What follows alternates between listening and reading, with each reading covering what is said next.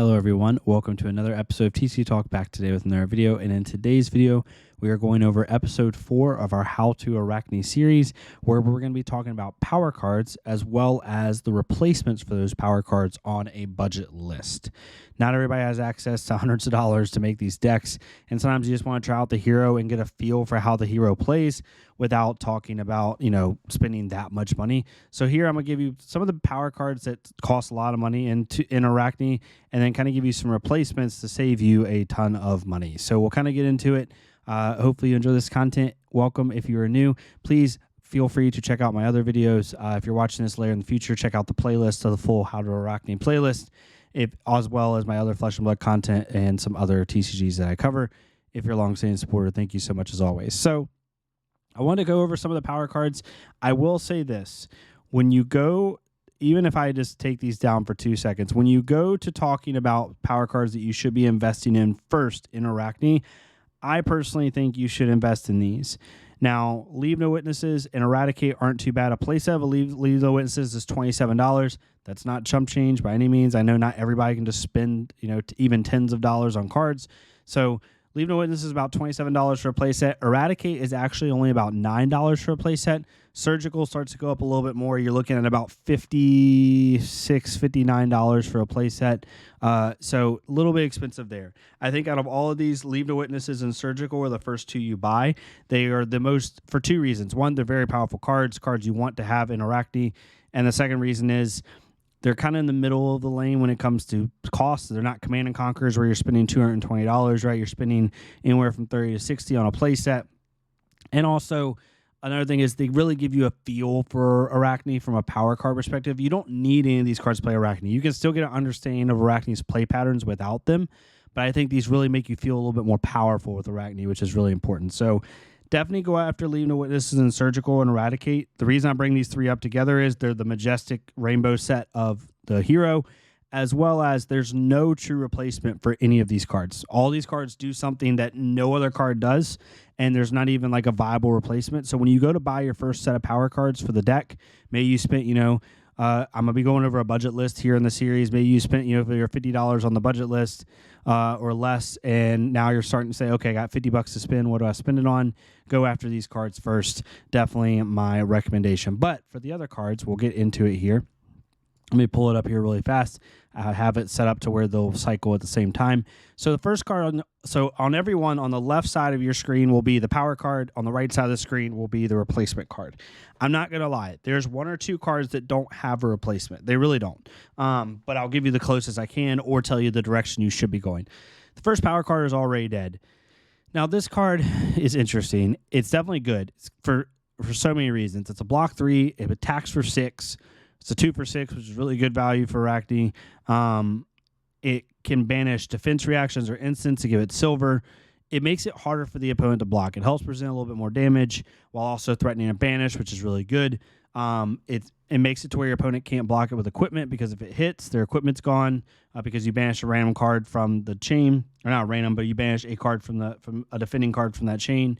So overall, it's not something your opponent feels great about blocking. Now, this card is insanely overpriced right now. It's a great card. If I had to give you a aimless what I think the card should cost, I would say $10 to $12 a card. A playset should run you about $30, in my opinion, as Flesh and Blood power cards go.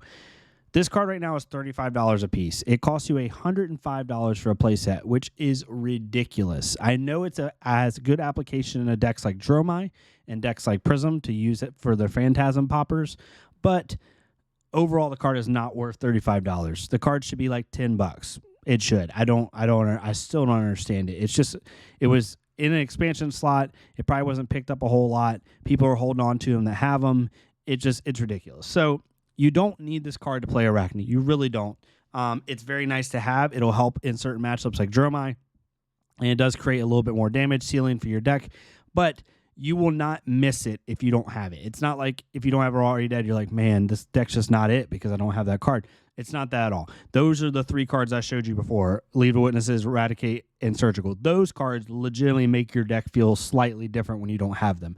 Already Dead does not. You can replace it with a very good contract card. I put it Annihilate the Armed in here, but you could do Rob the Rich. You could do Nix the Nimble. You could do whatever, right? Just a good contract card that attacks for a lot. That literally Annihilate the Armed is going to run you about $2 for a play set instead of 105. So that saves you a lot of money right there. The next one is Black Tech Whispers.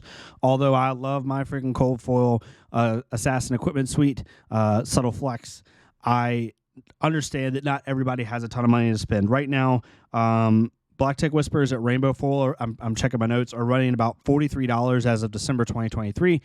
Not everybody has $43 to spend on one piece of equipment. You could always run Snapdragon Scalers. Snapdragon Scalers is still arguably the best generic leg equipment ever to be printed in Flesh and Blood. Target attack action card would cost 1 or less, gains go again. Most all of your deck, with the exception of like Command and Conquers if you have them, or Surgical Extraction or Already Dead, is 1 or less. So you're able to give pretty much anything go again once, and it costs pennies on the dollar. You do not get the reoccurring block that Black Tech Whispers gets you, but if you can bring it back, but you have a guarantee going in. Like Black Tech Whispers says, target assassin attack action card gains. When this hits a hero, it gains go again. It has to hit to gain go again. Snaps just gives the card go again, right? So there's also, like, Uziri runs both of these. Generally, Arachne only runs the Black Tech Whispers, but you could make a case right now with Coercive Tendency, the new card coming out, to run Snapdragon Scalers in a very go wide, more aggressive Arachne list. So definitely can play Snapdragon Scalers.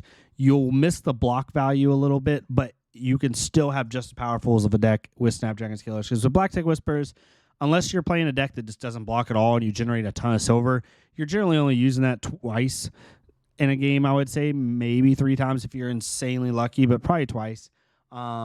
So you're just missing out on the 2 block realistically and 1 extra go again. But overall, you can run Snapdragon Scalers. It's completely fine, and that'll save you $42. So with these first 2 here, all these power cards I'm going to show you equate up to $534. Their replacements together, and I didn't even do the math prior to this video, but it's that easy because I'm looking at it right now. You're looking at spend about $20 instead of $25 instead of $534. So there's that. Next one is Command and Conquer. Now, if we're being honest, there is no true replacement for Command and Conquer, like 1-for-1 replacement. There's just not. It's a 6 power, 2 for 6 that destroys Arsenal, and it cannot be defense reacted, which is its biggest like irreplaceable factor, right? However, you can replace it with a really good 6 power card. And the good thing about this game is there's so many 6 power cards. I showed a race face here, but you could use cards like Amnesia. You could use cards like Down and Dirty. You could use cards even just like Fyendal's Fighting Spirit or Raging Onslaught to help with poppers for Dromai.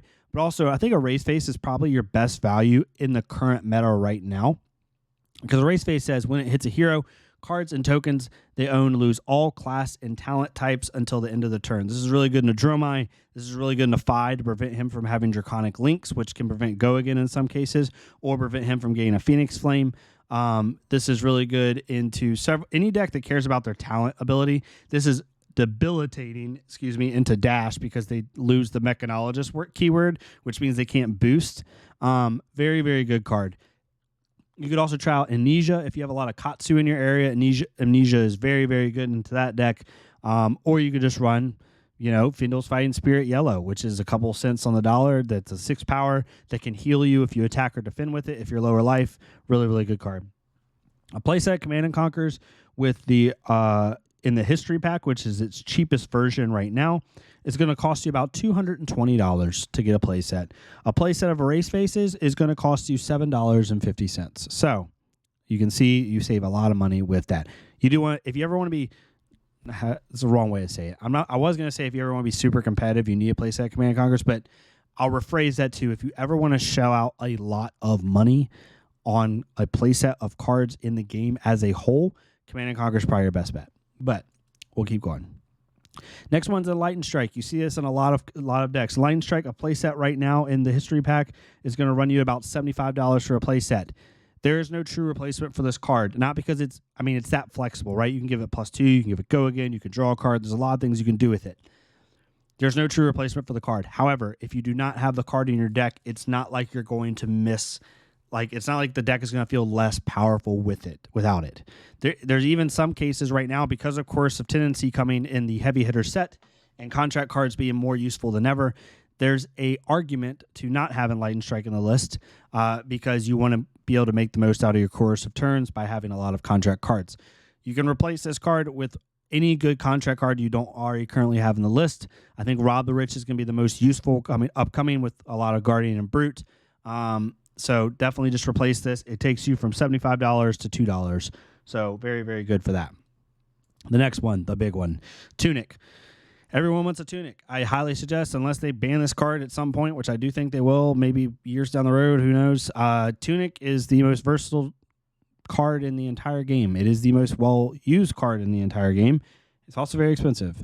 The cheapest version right now is at the Evo, the Bright Lights version, which is $70.